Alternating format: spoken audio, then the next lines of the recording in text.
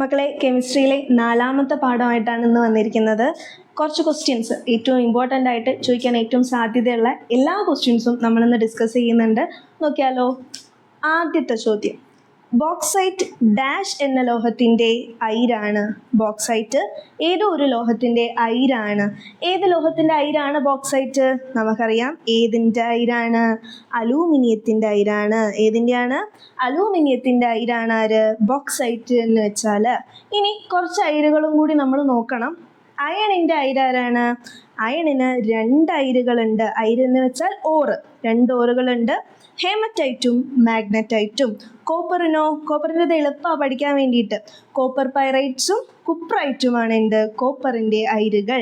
ഇനി ഏറ്റവും ഇമ്പോർട്ടൻ്റ് ആയിട്ട് പഠിക്കേണ്ട സാധനം സിങ്ക്. സിങ്കിൻ്റെ അയിര് അല്ലെങ്കിൽ സിങ്കിൻ്റെ ഓറുകൾ ഏതൊക്കെയാണ്? സിങ്ക് ബ്ലെൻഡും കലാമിനും. സിങ്ക് ബ്ലെൻഡും കലാമിനും. സെപ്പറേറ്റ് ആയിട്ട് ചോദിക്കാം, കലാമിൻ എന്തിൻ്റെ അയിരാണ്? കലാമിൻ എന്തിൻ്റെ അയിരാണ്? സിങ്കിൻ്റെ അയിരാണ്. ഇനി ഇവിടെ 2 ആൾക്കാരെ നമ്മൾ പ്രത്യേകം പഠിക്കേണ്ടതുണ്ട്. കോപ്പർ പൈറൈറ്റ്സും സിങ്ക് ബ്ലെൻഡും. ഇവർ 2 പേരും എന്താണ്? സൾഫൈഡ് അയിരുകളാണ്. ഇവർ 2 പേരും എന്താണ്? സൾഫൈഡ് അയിരുകളാണ്. അത് പ്രത്യേകം നോട്ട് ചെയ്ത് വെക്കണം കേട്ടോ. സൾഫൈഡ് അയിരുകളാണ്. ഇനി എന്താണ് ഈ അയിര്? അയിരും ധാതുക്കളും മിനറൽസും തമ്മിലുള്ള ബന്ധം എന്താണ്? അല്ലെങ്കിൽ തമ്മിലുള്ള വ്യത്യാസം എന്താണ്? നമ്മുടെ ഭൂവൽക്കത്തിൽ ഒരുപാട് തരത്തിൽ ആരുണ്ടായിരിക്കും? മെറ്റൽസ് ഉണ്ടായിരിക്കും. ഇതിനെ നമ്മൾ മിനറൽസ് എന്നാണ് പറയുക, അല്ലേ? പക്ഷെ എല്ലാ മിനറൽസും ഓറുകളല്ല, അല്ലെങ്കിൽ എല്ലാ ധാതുക്കളും എന്തല്ല? അയിരല്ല. കാരണം എന്താണ്? അയിരാവണമെന്നുണ്ടെങ്കിൽ അതിലെ മെറ്റലിൻ്റെ കണ്ടന്റ് കൂടുതലായിരിക്കണം. അതേപോലെ ചിലവ് കുറഞ്ഞ രീതിയിൽ നമുക്ക് എന്ത് ചെയ്യണം? മെറ്റൽ ഉണ്ടാക്കാൻ പറ്റണം അതെന്ന്. അതേപോലെ തന്നെ എന്തായിരിക്കണം? പ്ലെൻറ്റി ആയിട്ട് നമ്മൾ എർത്തിൽ ഉണ്ടായിരിക്കണം. അതാണ് ഓറും മിനറലും തമ്മിലുള്ള വ്യത്യാസം. ശ്രദ്ധിച്ചോളൂ കേട്ടോ. അടുത്ത ചോദ്യത്തിലേക്ക് പോയാലോ.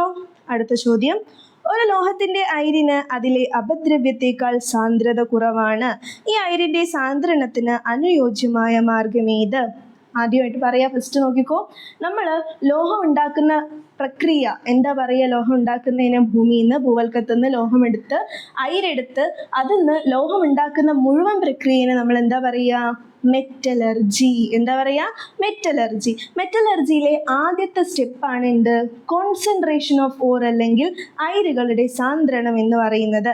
അയിരുകളുടെ സാന്ദ്രണത്തിന് വ്യത്യസ്ത മാർഗങ്ങളുണ്ട്. അതിലൊരു മാർഗമാണ് ഇവിടെ ചോദിച്ചത്. എന്താണ്?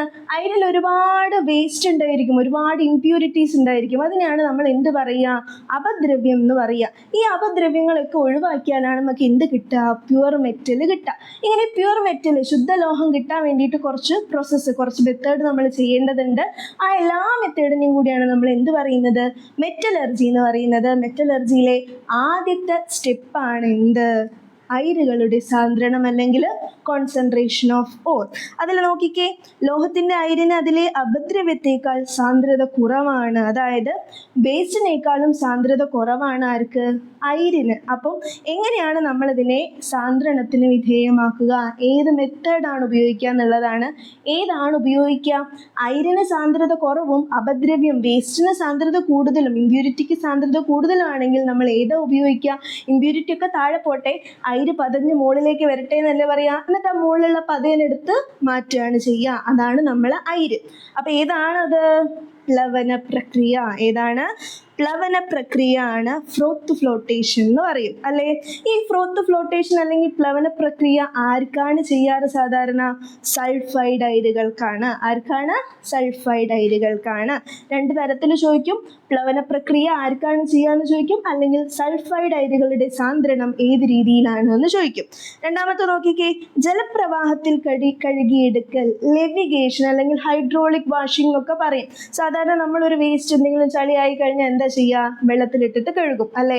അതേപോലെ നമ്മുടെ അയിരിന് സാന്ദ്രത കൂടുതലും അപദ്രവ്യം കഴുകി കഴിഞ്ഞാൽ വെള്ളത്തിൻ്റെ കൂടെ ഒലിച്ചു പോണതുമാണെന്നുണ്ടെങ്കിൽ, സാന്ദ്രത കുറവുമാണെന്നുണ്ടെങ്കിൽ ഏത് രീതിയാണ് എടുക്കുക? ജലപ്രവാഹത്തിൽ കഴുകിയെടുക്കൽ അല്ലെങ്കിൽ ഹൈഡ്രോളിക് വാഷിംഗ് അല്ലെങ്കിൽ ലെവിഗേഷൻ ആണ് ചെയ്യുക. അത് ഏതാണ്? ഗോൾഡ്. ഏതിനെയാണ് ചെയ്യല്? സാധാരണ ഗോൾഡിനെയാണ് അങ്ങനെ ചെയ്യാറ്. അടുത്തത് കാന്തിക വിഭജനം, മാഗ്നറ്റിക് സെപ്പറേഷൻ. എളുപ്പമല്ലേടാ? ഒന്നെങ്കിൽ അയിര് അല്ലെങ്കിൽ ഇംപ്യൂരിറ്റി, അപദ്രവ്യം, ഏതെങ്കിലും ഒന്ന് എന്തായിരിക്കും? മാഗ്നറ്റിക് പ്രോപ്പർട്ടി ഉള്ള ആളായിരിക്കും. കാരണം വെച്ചിട്ട് ആകർഷിച്ചിട്ട് എന്ത് ചെയ്യുന്നു? മാറ്റിയെടുക്കുന്നു. അതിലേതൊക്കെയാണ് ചെയ്യല്? മാഗ്നറ്റൈറ്റിനെയും ചെയ്യാറുണ്ട്, ടിൻ സ്റ്റോണിനെയും ചെയ്യാറുണ്ട്. ടിൻ സ്റ്റോൺ ശരിക്കും കാന്തിക സ്വഭാവമുള്ള ആളാണോ? അല്ല. പക്ഷെ ടിൻ സ്റ്റോണിലുള്ള അപദ്രവ്യം ഇംപ്യൂരിറ്റിക്ക് എന്തുണ്ട്? കാന്തിക സ്വഭാവമുണ്ട്. ലാസ്റ്റത്തത് എന്താണ്? ലീച്ചിങ്. ലീച്ചിങ് എന്ന് പറഞ്ഞാൽ എന്താണ്? ഏതെങ്കിലും ഒരു സ്യൂട്ടബിൾ ആയിട്ടുള്ള ഒരു ലായനിയിൽ നമ്മൾ എന്ത് ചെയ്യുന്നു? ഈ അയിരിനെ കലക്കുന്നു, അപദ്രവ്യം കലങ്ങി പോകുന്നു, അയിരിനെ നമ്മൾ മാറ്റുന്നു. അതാണ് ലീച്ചിങ്. നമ്മൾ ഏതിലാണ് ചെയ്യാറ്? ബോക്സൈറ്റ്, അലൂമിനിയത്തിൻ്റെ ഓറായിട്ടുള്ള ബോക്സൈറ്റിനെ സാന്ദ്രീകരിക്കാനാണ് നമ്മൾ എന്ത്? ലീച്ചിങ് ഉപയോഗിക്കാറ്. അപ്പം ഒന്നാമത്തെ സ്റ്റെപ്പാണ് എന്ത്? Concentration of ore. Concentration of ഓറിൽ 4 സ്റ്റെപ്പുകൾ, 4 മെത്തേഡുകളുണ്ട്. ആ 4 മെത്തേഡും എക്സാമ്പിൾ സഹിതം ഓർത്തു വയ്ക്കാം. അടുത്തതിലേക്ക് പോയാലോ? അടുത്തത് സിമ്പിളാണ്. ബന്ധം കണ്ടെത്തി പൂരിപ്പിക്കുക. ഇപ്പം നമ്മൾ പറഞ്ഞിട്ടേ ഉള്ളൂ. ടിൻ സ്റ്റോണ് കാന്തിക വിഭജനമാണ്. ബോക്സൈറ്റ് എന്താണ്? ബോക്സൈറ്റ് എന്താണ് നമ്മളിപ്പോൾ പറഞ്ഞേ? ബോക്സൈറ്റ് ലീച്ചിങ് ആണ്. ബോക്സൈറ്റ് എന്താണ്? ലീച്ചിങ് ആണ്. ബോക്സൈറ്റ് ലീച്ചിങ് അല്ലേ? അലൂമിനിയത്തിൻ്റെ ഓറായിട്ടുള്ള ബോക്സൈറ്റിന് എന്താ ചെയ്യുക? ലീച്ചിങ് ആണ് ചെയ്യുക. ഇനി അപദ്രവ്യത്തിന് അയിരിനേക്കാൾ സാന്ദ്രത കൂടുതൽ. പറഞ്ഞു നമ്മൾ, അപദ്രവ്യം താഴേക്ക് പോട്ടെ, അയിര് പതഞ്ഞ് മുകളിലേക്ക് വരട്ടെ, ആ പദം മാത്രം മതി നമുക്ക്, അല്ലേ? അപ്പം നമ്മൾ ഏതാ ചെയ്യുക? ഫ്രോത്ത് ഫ്ലോട്ടേഷൻ അല്ലെങ്കിൽ പ്ലവന പ്രക്രിയ. ഏതാണ് ചെയ്യുക? പ്ലവന പ്രക്രിയ. ഇനി ഈ മാർഗത്തിൽ സാന്ദ്രണം ചെയ്യാവുന്ന ഒരു അയിരിനെ തിരഞ്ഞെടുത്തെഴുതുക. ഏതാണ്? ഫ്രോത്ത് ഫ്ലോട്ടേഷൻ ആണെങ്കിൽ സൾഫൈഡ് അയിരാണ്. അപ്പോൾ തന്നതിൽ ഏതിലെങ്കിലും സൾഫൈഡ് ഉണ്ടോ എന്ന് നോക്കുക. സൾഫൈഡ് ഉണ്ട്. ഏതാണ്? Zinc sulphide. ഏതാണ്? സിങ്ക് സൾഫൈഡ് അല്ലെങ്കിൽ സിങ്ക് ബ്ലെൻഡ്, അല്ലേ? ഇനി അടുത്തത് ബന്ധം കണ്ടെത്തി പൂരിപ്പിക്കുക. Bauxite leaching, tin stone. Tin stone നമ്മൾ പറഞ്ഞു, ടിൻ സ്റ്റോണിന് മാഗ്നറ്റിക് പ്രോപ്പർട്ടി ഇല്ല, പക്ഷെ അതിലുള്ള ഇംപ്യൂരിറ്റിക്ക് എന്തുണ്ട്? മാഗ്നറ്റിക് പ്രോപ്പർട്ടി ഉണ്ട്. അപ്പം ഇത് എന്തായിരിക്കും? കാന്തിക വിഭജനം അല്ലെങ്കിൽ മാഗ്നറ്റിക് സെപ്പറേഷൻ. കാന്തിക വിഭജനം അല്ലെങ്കിൽ മാഗ്നറ്റിക് സെപ്പറേഷൻ ആയിരിക്കും. അടുത്തതോ, സൾഫൈഡ് അയിരുകളെ സാന്ദ്രണം ചെയ്യുന്നതിനുള്ള മാർഗം. റിപ്പീറ്റ് ചെയ്ത് ചോദിച്ചുകൊണ്ടാണ് പിന്നെയും ക്വസ്റ്റ്യൻ ഇട്ടത്. സൾഫൈഡ് അയിരുകളെ സാന്ദ്രണം ചെയ്യുന്നത് എങ്ങനെയാണ്? പ്ലവന പ്രക്രിയ. ഏതാണ്? പ്ലവന പ്രക്രിയ. പ്ലവന പ്രക്രിയ ഇംഗ്ലീഷ് എന്താണ്? Froth flotation. ഓർമ്മിച്ച് വെക്കുക. സൾഫൈഡ് ഏറ്റവും ഇമ്പോർട്ടൻ്റ് ആയിട്ടുള്ള ആളാണ് ആര്? സൾഫൈഡ്. ഓർമ്മിച്ച് വെച്ചോണേ. ഇനി ഇപ്പം നമ്മുടെ സാന്ദ്രണം കഴിഞ്ഞു, കോൺസെൻട്രേഷൻ കഴിഞ്ഞു. ഇനി കോൺസെൻട്രേറ്റ് ചെയ്ത ആൾക്കാരെ നമ്മൾ എന്ത് ചെയ്യണം? ഓക്സൈഡ് ആക്കി മാറ്റണം. ഓക്സൈഡ് ആക്കി മാറ്റിയാൽ മാത്രം മതിയോ? പോരാ. ഓക്സൈഡ് ആക്കി കഴിഞ്ഞിട്ട് നമ്മൾ അതിന് എന്ത് ചെയ്യണം? നിരോക്സീകരിക്കണം, റെഡ്യൂസും ചെയ്യണം. വേണ്ടേ? ഓക്സൈഡ് ആക്കാൻ 2 മാർഗങ്ങളാണുള്ളത്. ഏതൊക്കെയാണ്? ഒന്ന് റോസ്റ്റിങ്ങും, രണ്ടാമത്തത് കാൽസിനേഷനും. റോസ്റ്റിംഗ് എന്താ സംഭവം? റോസ്റ്റിംഗ് എന്ന് വെച്ചാൽ എയറിൻ്റെ പ്രസൻസിൽ, വായുവിൻ്റെ സാന്നിധ്യത്തിൽ മെൽറ്റിംഗ് പോയിന്റിനേക്കാളും താഴ്ന്ന താപനിലയിൽ, ദ്രവണാങ്കത്തേക്കാളും താഴ്ന്ന താപനിലയിൽ ചൂടാക്കുന്നതാണ് എന്ത്? റോസ്റ്റിംഗ്. കാൽസിനേഷന് ചെറിയൊരു വ്യത്യാസമേ ഉള്ളൂ. കാൽസിനേഷനിൽ എന്തുണ്ടാവില്ല? എയറിൻ്റെ പ്രസൻസ് ഉണ്ടാവില്ല. വായുവിൻ്റെ അസാന്നിധ്യത്തിലായിരിക്കും കാൽസിനേഷൻ നടക്കുക. അപ്പോൾ റോസ്റ്റിങ്ങും കാൽസിനേഷനും തമ്മിലുള്ള വ്യത്യാസമാണ് ഇവിടെ ചോദിക്കുന്നത്. റോസ്റ്റിങ്ങിൽ ആരുണ്ട്? എയറുണ്ട്, എയറിൻ്റെ പ്രസൻസ് ഉണ്ട്. കാൽസിനേഷനിൽ ആരില്ല? എയറില്ല. എയറിൻ്റെ ആബ്സെൻസിലാണ് കാൽസിനേഷൻ നടക്കുന്നത്. ഇനി റോസ്റ്റിംഗ് ആരെയാണ് നമ്മൾ ചെയ്യുക? സൾഫൈഡുകളെയാണ് നമ്മൾ എന്ത് ചെയ്യുക? റോസ്റ്റിംഗ് ചെയ്യുക. കാർബണേറ്റ്സിനെയും ഹൈഡ്രോക്സൈഡുകളെയും നമ്മൾ എന്ത് ചെയ്യും? കാൽസിനേഷൻ ചെയ്യും. കാർബണേറ്റ്സിന് എന്താ ചെയ്യുക? കാൽസിനേഷൻ. കാർബണേറ്റ്സ് കാൽസിനേഷൻ ആണ് എന്നുള്ളത് ആലോചിച്ച് വെക്കാം. അപ്പോൾ രണ്ടാമത്തെ ക്വസ്റ്റ്യൻ എന്താ? താഴെ പറയുന്നവയിൽ ഏതാണ് കാൽസിനേഷന് വിധേയമാക്കാവുന്നത്? ഓപ്ഷൻസ് തന്നിട്ടുണ്ട്. സൾഫൈഡ് കാൽസിനേഷൻ ആണോ? അല്ല. കാർബണേറ്റ് അയിരുകൾ, സൾഫേറ്റ് അയിരുകൾ. ആരാണ്? കാർബണേറ്റ് അയിരുകളാണ്. ആരാണ്? കാർബണേറ്റ് അയിരുകളാണ്. നമ്മളിപ്പോൾ എന്ത് ചെയ്തു? ഓക്സൈഡ് ആക്കി മാറ്റി എന്ന് വിചാരിക്കും. റോസ്റ്റിങ്ങോ കാൽസിനേഷനോ ഏതോ വെച്ച് നമ്മൾ എന്ത് ചെയ്തു? ഓക്സൈഡ് ആക്കി മാറ്റി. ഓക്സൈഡ് ആക്കി മാറ്റി കഴിഞ്ഞാൽ പിന്നെ അതിനെ എന്ത് ചെയ്യണം? റെഡ്യൂസ് ചെയ്യണം, നിരോക്സീകരണം നടത്തണം. നിരോക്സീകരണം നടത്താൻ എന്ത് വേണം? റെഡ്യൂസിങ് ഏജൻറ്റ്, നിരോക്സീകാരികൾ വേണം. വേണ്ടേ? അതിൽ ഏറ്റവും ഇമ്പോർട്ടൻ്റ് ആയിട്ട് നമ്മൾ ഉപയോഗിക്കുന്ന നിരോക്സീകാരികളാണ് ആരൊക്കെ? കാർബൺ മോണോക്സൈഡ്, വൈദ്യുതി. സാധാരണ രീതിയിൽ നമ്മൾ ഉപയോഗിക്കുന്നത് ഒന്നെങ്കിൽ കാർബൺ അല്ലെങ്കിൽ ആരായിരിക്കും? കാർബൺ മോണോക്സൈഡ് ആയിരിക്കും.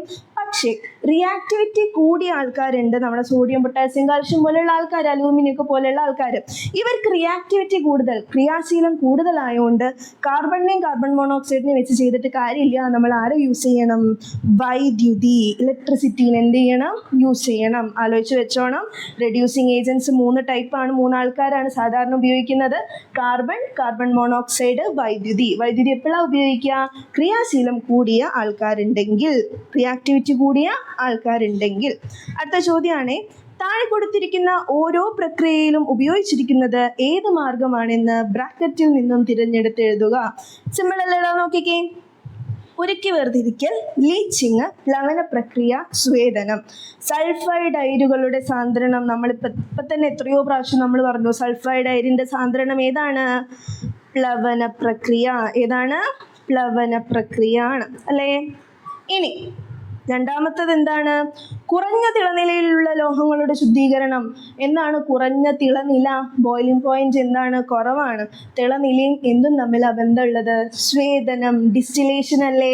ഡിസ്റ്റിലേഷൻ. അപ്പോൾ ഏതാണ് വരെ ഇവിടെ? ഡിസ്റ്റിലേഷൻ അല്ലെങ്കിൽ സ്വേദനം. നമ്മൾ റിഫൈനിങ് പറയട്ടോ, ശുദ്ധീകരണത പറയാൻ പോണേ ഉള്ളൂ. ശുദ്ധീകരണത്തിൻ്റെ തുടക്കമാണ് പറയുന്നത്. നമ്മൾ റിഡക്ഷൻ ഒക്കെ കഴിഞ്ഞാൽ നമുക്കൊരു സാധനം കിട്ടും. അതിനെ ഇനി എന്ത് ചെയ്യണം? അതിൽ പിന്നെ എന്തുണ്ടാവും? ഇമ്പ്യൂരിറ്റീസ് ഉണ്ടാവും. അതിന് പിന്നെ നമ്മൾ റിഫൈൻ ചെയ്യണം, ശുദ്ധീകരിക്കണം. ആ ശുദ്ധീകരണത്തിലെ ഒരു ടൈപ്പ് അല്ലെങ്കിൽ ഒരു മെത്തേഡാണ് എന്ത്? സ്വേദനം അല്ലെങ്കിൽ ഡിസ്റ്റിലേഷൻ എന്ന് പറയുന്നത്. ഈ ഡിസ്റ്റിലേഷൻ എപ്പോഴാണ് ചെയ്യുക? തിളനിലയിൽ, കുറഞ്ഞ തിളനില, കുറഞ്ഞ ബോയിലിംഗ് പോയിന്റ് ഉള്ള ആൾക്കാരെയാണ് നമ്മൾ എന്ത് ചെയ്യുക? സ്വേദനത്തിന്, ഡിസ്റ്റിലേഷൻ വിധേയമാക്കുക. അടുത്ത ചോദ്യം, ചുവടെ ചേർത്തിരിക്കുന്നവയുമായി ബന്ധപ്പെട്ട് അനുയോജ്യമായ ലോഹ ശുദ്ധീകരണ മാർഗങ്ങൾ എഴുതുക. ലോഹ ശുദ്ധീകരണമാണ്. 3ാമത്തെ സ്റ്റെപ്പിലെത്തി, മെറ്റലർജി, ലോഹ നിഷ്കർഷണത്തിൻ്റെ 3ാമത്തെ സ്റ്റേജിലെത്തി നമ്മൾ. 3ാമത്തെ സ്റ്റേജ് എന്താണ്? ലോഹ ശുദ്ധീകരണമാണ്. നോക്കാം. എളുപ്പത്തിൽ ബാഷ്പീകരിക്കുന്ന ലോഹം പെട്ടെന്ന് എന്തായി പോകുന്നു? ഇവാപ്പറേറ്റ് ചെയ്യാണ്. അതിൻ്റെ അർത്ഥം എന്താണ്? ബോയിലിംഗ് പോയിന്റ് കുറവാണെന്നല്ലേ? തിളനില കുറവാണെന്നല്ലേ? അങ്ങനെ തിളനില കുറവാണെന്നുണ്ടെങ്കിൽ നമ്മൾ ഏതാണ് ഉപയോഗിക്കുക? സ്വേദനമാണ് ഉപയോഗിക്കുക. സ്വേദനം അല്ലെങ്കിൽ ഡിസ്റ്റിലേഷൻ ആണ് ഉപയോഗിക്കുക. ഡിസ്റ്റിലേഷൻ വഴി ചെയ്യുന്ന 3 ആൾക്കാരുണ്ട് സ്വേദനം. 3 ആൾക്കാർ: സിങ്ക്, കാഡ്മിയം, മെർക്കുറി. ആരൊക്കെയാണ്? Zinc, cadmium, mercury. ഇവർക്കൊക്കെ തിളനില വളരെ കുറവാണ്, പെട്ടെന്ന് തിളയ്ക്കും. അതുകൊണ്ട് ഇവരെ നമ്മൾ എന്ത് ചെയ്യും? ഡിസ്റ്റിലേഷൻ വഴി റിഫൈൻ ചെയ്യും. ഇനി കുറഞ്ഞ ദ്രവണാങ്കമുള്ള ലോഹം, മെൽറ്റിംഗ് പോയിന്റ് കുറവാണെങ്കിലോ? മെൽറ്റിംഗ് പോയിന്റ് അല്ലെങ്കിൽ ദ്രവണാങ്കം എന്ന് പറഞ്ഞാൽ ഉരുകില്ലട ചെയ്യുക. അപ്പം നമ്മൾ എന്താ ചെയ്യേണ്ടത്? ഉരുക്കി വേർതിരിക്കണം. എന്താ ചെയ്യേണ്ടത്? ഉരുക്കി വേർതിരിക്കണം. അതിനെന്താ ഇംഗ്ലീഷിൽ പറയുക? ലിക്വേഷൻ. എന്താ പറയുക? ലിക്വേഷൻ. അപ്പം കുറഞ്ഞ ദ്രവണാങ്കം, മെൽറ്റിംഗ് പോയിന്റ് ലോ ആണെങ്കിൽ നമ്മൾ ഏതാണ്? ഉരുക്കി വേർതിരിക്കലാണ്, ലിക്വേഷൻ ആണ്. ലിക്വേഷൻ ഏതൊക്കെയാണ് ചെയ്യാം? ടിന്നും ലെഡും. ലിക്വേഷൻ ഏതൊക്കെയാണ് ചെയ്യാം? ടിന്നും ലെഡുമാണ്. ഇനി കോപ്പറിൻ്റെ ശുദ്ധീകരണം. കോപ്പറിൻ്റെ ശുദ്ധീകരണം നമ്മൾ ഏതാണ് ഉപയോഗിക്കുക? വൈദ്യുത വിശ്ലേഷണ ശുദ്ധീകരണം അല്ലെങ്കിൽ ഇലക്ട്രോലിറ്റിക് റിഫൈനിങ് ആണ് ഉപയോഗിക്കുക. കോപ്പറിൻ്റെത് ഏതാണ്? വൈദ്യുത വിശ്ലേഷണ ശുദ്ധീകരണമാണ്, ഇലക്ട്രോലിറ്റിക് റിഫൈനിങ് ആണ്. ക്ലിയർ അല്ലടാ? ശുദ്ധീകരിക്കുന്ന മാർഗങ്ങൾ ക്ലിയർ ആണെന്ന് വിശ്വസിക്കുന്നു. അടുത്ത ചോദ്യം, ചുവടെ നൽകിയിരിക്കുന്നവയിൽ ഉരുക്കി വേർതിരിക്കൽ മുഖേന ശുദ്ധീകരിക്കുന്ന ലോഹമേത്? സിമ്പിളാണ്. ഉരുക്കി വേർതിരിക്കുക എന്ന് പറഞ്ഞാൽ എന്താ? മെൽറ്റിംഗ് പോയിന്റ്, ദ്രവണാങ്കം കുറവായിരിക്കണം. ആരുടെ ദ്രവണാങ്ക കുറവുള്ളത്? ടിന്നിൻ്റെതാണ്. ആരതാണ്? ടിന്നിൻ്റെ ദ്രവണാങ്കമാണ് കുറവുള്ളത്. ലോഹത്തിൻ്റെ ഏത് പ്രത്യേകതയാണ് ഇവിടെ പ്രയോജനപ്പെടുത്തിയിരിക്കുന്നത്? നമ്മൾ പറഞ്ഞു മെൽറ്റിംഗ് പോയിന്റ് എന്താണ്? മെൽറ്റിംഗ് പോയിന്റ് കുറവാണ്, ദ്രവണാങ്കം കുറവാണ്. ക്ലിയർ അല്ലേ? അടുത്തതിലേക്ക് പോവാം. അടുത്ത ചോദ്യം സിമ്പിളാണ് കേട്ടോ. ചുവടെ നൽകിയിരിക്കുന്നവയിൽ ഏത് ലോഹമാണ് സ്വേദനം മുഖേന ശുദ്ധീകരിക്കുന്നത്? നമ്മൾ പറഞ്ഞു സ്വേദനത്തിൽ ഏതാണുള്ളത്? സിങ്ക്. ഏതാണ്? സിങ്ക് ആണ് സ്വേദനത്തിലൂടെ ശുദ്ധീകരിക്കുന്നത്. സിങ്ക് മാത്രമാണോ? Zinc, cadmium, mercury. ലോഹത്തിൻ്റെ ഏത് ഗുണമാണ്? ഏതാണ് ഇവിടെ ബോയിലിംഗ് പോയിന്റ് കുറവാണ്. ബോയിലിംഗ് പോയിന്റ് അല്ലെങ്കിൽ തിളനില കുറവാണ്. തിളനില എന്താണ്? കുറവാണ്. അടുത്ത് നോക്കിയാലോ, ഒരു മാച്ച് ദ ഫോളോയിങ് ആണ്. സിമ്പിളായിട്ട് ചെയ്യാൻ പറ്റുന്നതാണ്. മാച്ച് ദ ഫോളോയിങ് എപ്പോഴും ചോദിക്കുന്നതാണ് കേട്ടോ. എല്ലാം കൂടി ഒരുമിച്ച് ചോദിക്കാമല്ലോ. അയിരിൻ്റെ പ്രത്യേകത തന്നിട്ടുണ്ട്, സാന്ദ്രണ രീതി തന്നിട്ടുണ്ട്, ഉദാഹരണം തന്നിട്ടുണ്ട്. അയിരിന് അപദ്രവ്യത്തേക്കാൾ സാന്ദ്രത കൂടുതൽ, അതായത് ഓറിന് ഇമ്പ്യൂരിറ്റീനേക്കാളും ഡെൻസിറ്റി കൂടുതലാണ്. അപ്പോൾ ഓർ എന്ത് ചെയ്യും, താഴെ നിന്നോളും, ഡെൻസിറ്റി എന്ത് ചെയ്യും, പൊയ്ക്കോളും. ഡെൻസിറ്റി അല്ല, ഇമ്പ്യൂരിറ്റി എന്ത് ചെയ്തോളും, പൊയ്ക്കോളും. അങ്ങനെ ഇമ്പ്യൂരിറ്റി പോകണമെന്നുണ്ടെങ്കിൽ നമ്മൾ എന്ത് ചെയ്യണം, കഴുകിക്കളയണം. വേണ്ടേ? അത് ജലപ്രവാഹത്തിൽ കഴുകിയെടുക്കലാണ്. ഏതിനെയാണ് നമ്മൾ ജലപ്രവാഹത്തിൽ കഴുകിയെടുക്കുക? ഏതിനെയാണ്? സ്വർണത്തിൻ്റെ അയിരിനെ. ഏതിനെയാണ്? സ്വർണത്തിൻ്റെ അയിരിനെ. ഇനി അയിരിന് അപദ്രവ്യത്തേക്കാൾ സാന്ദ്രത കുറവ്. ഏത്? അപദ്രവ്യത്തിനേക്കാൾ സാന്ദ്രത കുറവാണ്.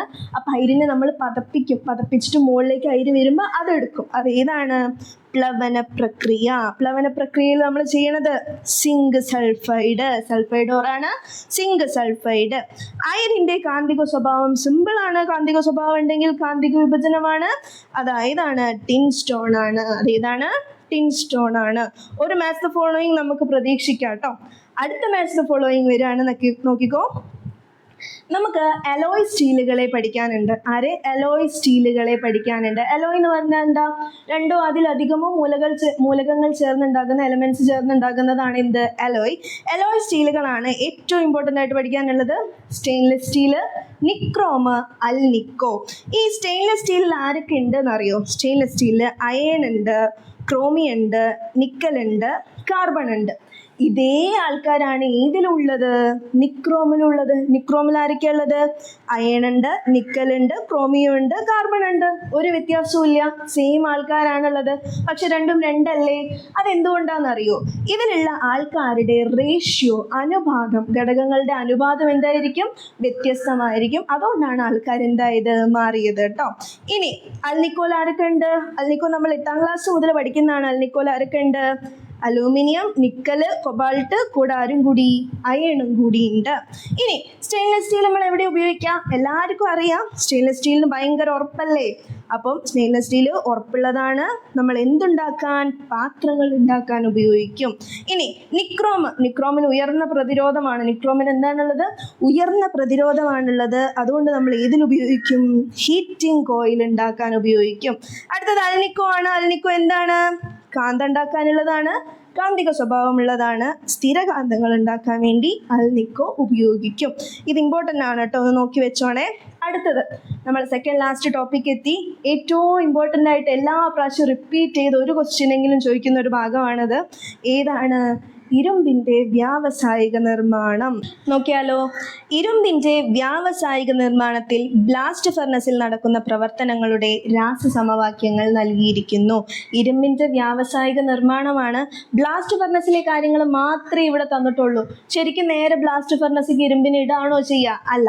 ഇരുമ്പിൻ്റെ ഓർ ഏതാണ്? ഹേമറ്റൈറ്റ് ആണ്. ഏതാണ്? ഹേമറ്റൈറ്റ് ആണ് ഇരുമ്പിൻ്റെ ഓർ എന്ന് പറയുന്നത്. ഈ ഹേമറ്റൈറ്റിനെ നമ്മൾ ഫസ്റ്റ് ജലപ്രവാഹത്തിൽ കഴുകിയെടുക്കും. അത് കഴിഞ്ഞിട്ടോ മാഗ്നറ്റിക് സെപ്പറേഷന് വിധേയമാക്കും, അതായത് കാന്തിക വിഭജനം. അതും കഴിഞ്ഞിട്ട് നമ്മൾ അതിന് എന്ത് ചെയ്യും? റോസ്റ്റിംഗ് ചെയ്യും. എന്ത് ചെയ്യും? റോസ്റ്റിംഗ് ചെയ്യും. ഈ റോസ്റ്റിംഗ് ചെയ്ത് കഴിഞ്ഞാലും ഇതിലുള്ള ഒരു അപദ്രവ്യമായിട്ടുള്ള സിലിക്കൺ ഡയോക്സൈഡ്, സിലിക്ക ഒരിക്കലും പോവില്ല.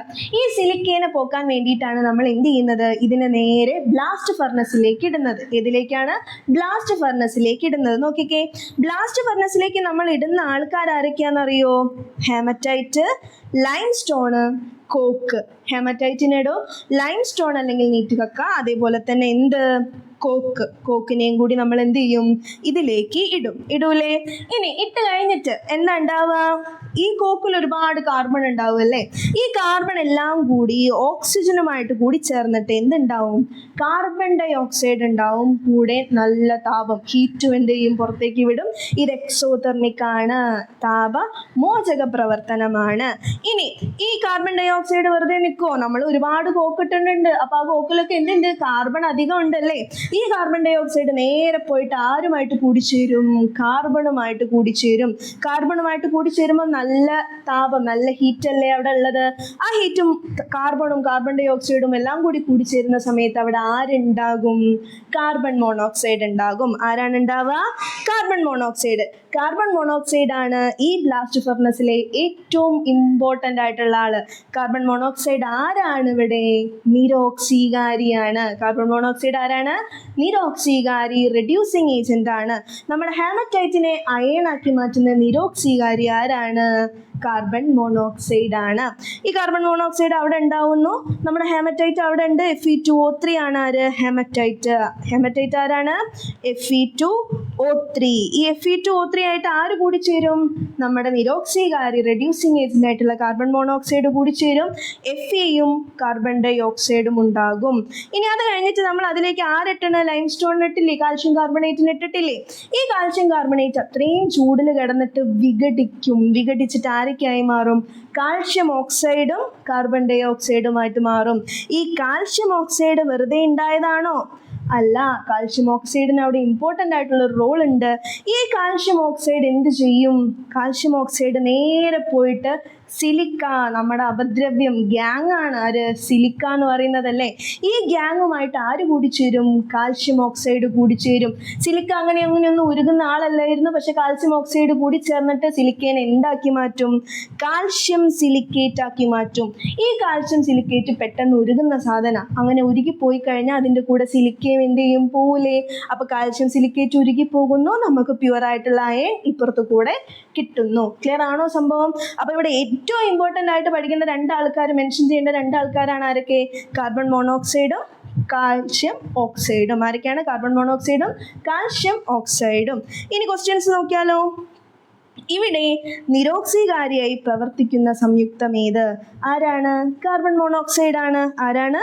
കാർബൺ മോണോക്സൈഡ് ആണ് അല്ലേ? ഇനി ഇരുമ്പിന്റെ നിർമ്മാണത്തിൽ കാൽഷ്യം ഓക്സൈഡിന്റെ ധർമ്മം എന്ത്? കാൽഷ്യം ഓക്സൈഡ് ആണ് എന്ത് ചെയ്യുന്നത്? സിലിക്കയായിട്ട് കൂടി ചേർന്നിട്ട് കാൽഷ്യം സിലിക്കേറ്റ് ഉണ്ടാക്കുന്നത്. ഇതാണ് പെട്ടെന്ന് ഉരുകി പോകുന്നത്. ഇനി ഇവിടെ ഉണ്ടാകുന്ന സ്ലാഗ് ഏത്? സ്ലാഗ് ഏത്? ഏറ്റവും ഇമ്പോർട്ടൻ്റ് ആയിട്ട് നമ്മൾ ലാസ്റ്റ് എഴുതിയ ഇക്വേഷൻ ഒന്ന് നോക്കിക്കേ. CaO plus SiO2 gives CaSiO3. Calcium ഓക്സൈഡും സിലിക്കയും കൂടി ചേർന്ന് കഴിഞ്ഞാൽ കാൽഷ്യം സിലിക്കേറ്റ് ഉണ്ടാകുന്നു. ഇതിലെ കാൽഷ്യം ഓക്സൈഡിന് നമ്മൾ എന്ത് പറയും? ഫ്ലക്സ്. എന്താ പറയാ? ഫ്ലക്സ്. നമ്മൾ അവിടെ ഓൾറെഡി ഉണ്ടായിരുന്ന ഇമ്പ്യൂരിറ്റി ആണ് ആര്? സിലിക്ക. സിലിക്കേനെ നമ്മൾ എന്ത് പറയും? ഗ്യാങ്. എന്താ പറയാ? ഗ്യാങ്. ഈ ഫ്ലക്സും ഗ്യാങ്ങും കൂടി ചേർന്നിട്ട് ആരുണ്ടാകും? സ്ലാഗ്. ആരാണ് ഉണ്ടാവുക? സ്ലാഗ്. ഈ സ്ലാഗ് എന്ന് പറയുന്നതാണ് ആര്? Calcium silicate. സ്ലാഗ് എന്ന് പറയുന്ന ആളാണ് ആര്? Calcium silicate. ഈ ഇക്വേഷൻ ഏറ്റവും ഇമ്പോർട്ടൻ്റ് ആയിട്ടുള്ള ഇക്വേഷൻ ആണ് കേട്ടോ, ശ്രദ്ധിച്ചു വെച്ചോണേ. ഇനി അപ്പൊ ഫ്ലക്സും ഗ്യാങ്ങും കൂടി ചേർന്നിട്ട് ആരുണ്ടാകുന്നു? സ്ലാഗ് ഉണ്ടാകുന്നു. സ്ലാഗ് ആരാണെന്നാണ് ക്വസ്റ്റ്യൻ. സ്ലാഗ് ആരാണ്? Calcium silicate. CaSiO3 ആണ്. ഒരു കാര്യം കൂടി ഇതിൽ പറയാനുണ്ട്. നമുക്ക് ഇതിന്ന് കിട്ടുന്ന അയൺ നമ്മൾ റിഫൈൻ ചെയ്തെടുത്തതാന്നൊക്കെ പറയുന്നുണ്ട്. പക്ഷെ ആ ഇരുമ്പിൽ ആരുണ്ടായിരിക്കും? 4% കാർബൺ ഉണ്ടായിരിക്കും. മാംഗനീസ്, സിലിക്കൺ, ഫോസ്ഫറസ് പോലെയുള്ള ആൾക്കാരൊക്കെ ഉണ്ടായിരിക്കും. ഇവരെല്ലാം കൂടി ചേർന്നിട്ടുള്ള ആ ഒരു അയണിനെ നമ്മൾ എന്ത് പറയും? പിഗ് അയൺ എന്നാണ് പറയാ. എന്താ പറയാ? പിഗ് അയൺ എന്നാണ് പറയാ. ക്ലിയർ ആണോ? ഇനി അടുത്ത ചോദ്യത്തിലേക്ക് പോയാലോ. ലാസ്റ്റ് ചോദ്യമാണ്. അലൂമിനിയന്റെ ശുദ്ധീകരണത്തിലേക്കാണ് നമ്മൾ പോണത്. ഇനി ചോദ്യം നോക്കാം. അലൂമിനിയയിലേക്ക് ക്രയോലൈറ്റ് ചേർത്ത് വൈദ്യുത വിശ്ലേഷണം ചെയ്താണ് അലൂമിനിയം നിർമ്മിക്കുന്നത്. അലൂമിനിയയിൽ ക്രയോലൈറ്റ് ചേർക്കുന്നത് എന്തിനാണ് എന്നാണ് ചോദ്യം. ഫസ്റ്റ്, അലൂമിനയുടെ അല്ലെങ്കിൽ അലൂമിനിയത്തിന്റെ ഓർ ഏതാണ്? അയിര് ഏതാണ്? ബോക്സൈറ്റ് ആണ്. ഏതാണ്? ബോക്സൈറ്റ് ആണ്. ഈ ബോക്സൈറ്റിനെ നമ്മൾ എന്തിനാ വിധേയമാക്കുക? ലീച്ചിങ്ങിന്. എന്തിനാണ്? ലീച്ചിങ്ങിന് വിധേയമാക്കും. ലീച്ചിങ്ങിന് വിധേയമാക്കി കഴിഞ്ഞാൽ നമുക്ക് എന്ത് കിട്ടും? അലൂമിന. Al2O3 അലൂമിന കിട്ടും. ഈ അലൂമിനക്ക് എന്ത് കൂടുതലാണ്? റിയാക്ടിവിറ്റി കൂടുതലാണ് അലൂമിനിയത്തിന്. അപ്പൊ നമുക്ക് സാധാരണ ആൾക്കാരെ വെച്ചിട്ട് റെഡ്യൂസ് ചെയ്യാൻ പറ്റുമോ? ഇല്ല. നമ്മൾ ആരെ കൊണ്ടുവരണം? ഇലക്ട്രിസിറ്റീനെ കൊണ്ടുവരണം. ആരെ കൊണ്ടുവരണം? ഇലക്ട്രിസിറ്റി. വൈദ്യുതി ഉപയോഗിച്ചിട്ടാണ് നിരോക്സീകരണത്തിലേക്ക് പോവുക അല്ലേ? ഇനി വൈദ്യുതി ഉപയോഗിച്ചിട്ട് ഇലക്ട്രോലിറ്റിക് റിഫൈനിങ് ഒക്കെ ചെയ്യുന്ന സമയത്ത് കാഥോഡും ഉണ്ടായിരിക്കും, ആനോഡും ഉണ്ടായിരിക്കും. നമ്മൾ ഏതിലൂടെ? ഈ അലൂമിനിയെ കൂടെ എന്തിനെ കടത്തിവിടണം? വൈദ്യുതിനെ കടത്തിവിടണം. പക്ഷേ അലൂമിനിയയിലൂടെ വൈദ്യുതി കടത്തിവിടുന്നതിന് മുന്നേ നമ്മൾ അതിൽ ആരെ ചേർക്കും? ക്രയോലൈറ്റിനെ ചേർക്കും.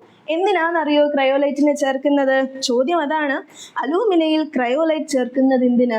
അലൂമിനയ്ക്ക് ഭയങ്കര ദ്രവണാങ്കമാണ്, മെൽറ്റിംഗ് പോയിന്റ് ഭയങ്കര കൂടുതലാണ്. ആ മെൽറ്റിംഗ് പോയിന്റിനെ നമുക്ക് എന്ത് ചെയ്യണം? കുറയ്ക്കണം. ഉരുകണ്ടേ, പെട്ടെന്ന് എന്ത് ചെയ്യണം? കുറയ്ക്കണം. അപ്പൊ ദ്രവണാങ്കം, മെൽറ്റിംഗ് പോയിന്റ് കുറയ്ക്കാനും വൈദ്യുത ചാലകത, ഇലക്ട്രിക്കൽ കണ്ടക്ടിവിറ്റി കൂട്ടാനും വേണ്ടിയിട്ടാണ് നമ്മൾ ആരെ ചേർക്കുന്നത്? ക്രയോലൈറ്റിനെ ചേർക്കുന്നത്.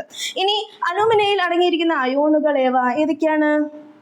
ആ Al ഉണ്ടായിരിക്കും, Al3+ ഉണ്ടായിരിക്കും, O2 മൈനസും ഉണ്ടായിരിക്കും. Al3+ഉം O2 മൈനസും ആണ് ഉണ്ടാവുക. നെഗറ്റീവ് ഇലക്ട്രോഡിൽ നടക്കുന്ന നിരോക്സീകരണ പ്രവർത്തനത്തിന്റെ രാസസമവാക്യം. നെഗറ്റീവ് ഇലക്ട്രോഡ് ഏതാണ്? കാഥോഡാണ്. ഏതാണ്? കാഥോഡാണ്. കാഥോഡിൽ എന്താ നടക്കുക? അലൂമിനിയം. Al3+ എന്ത് ചെയ്യും? 3 ഇലക്ട്രോണിനെ ചേർത്തിട്ട് അലൂമിനിയമായി മാറും. ആനോഡിലാണെങ്കിൽ എന്താ നടക്കുക? ആനോഡില് 2 O2 മൈനസ് ഉണ്ടായിരിക്കും. അത് 2 ഇലക്ട്രോൺ 4 ഇലക്ട്രോണിന് വിട്ടുകൊടുത്തിട്ട് O2 ആയി മാറും. എന്തായി മാറും? O2 ആയി മാറും. ഇതെന്താണ്? റിഡക്ഷൻ ആണ് അല്ലെ? നിരോക്സീകരണമാണ്. ഇതെന്താണ്? ഓക്സിഡേഷൻ ആണ്. ഇതെന്താണ്? ഓക്സിഡേഷൻ ആണ്. അതും കൂടി ഒന്ന് ആലോചിച്ച് വെക്കാം. അപ്പൊ ഇത്രയേ ഉള്ളൂ ഈ പാഠത്തിൽ ഏറ്റവും ഇമ്പോർട്ടൻ്റ് ആയിട്ടുള്ള പാഠമാണ്. ഒരുപാട് ചോദ്യങ്ങൾ 1 വേർഡ് ആയാലും 2 മാർക്കായാലും 4 മാർക്കായാലും ചോദിക്കുന്ന പാഠമാണ്. നല്ല രീതിയിൽ ശ്രദ്ധിച്ച് ക്ലാസ് കേട്ട് പഠിച്ചിട്ട് എന്ത് ചെയ്യുക? ഉഷാറായിട്ട് എക്സാം എഴുതുക.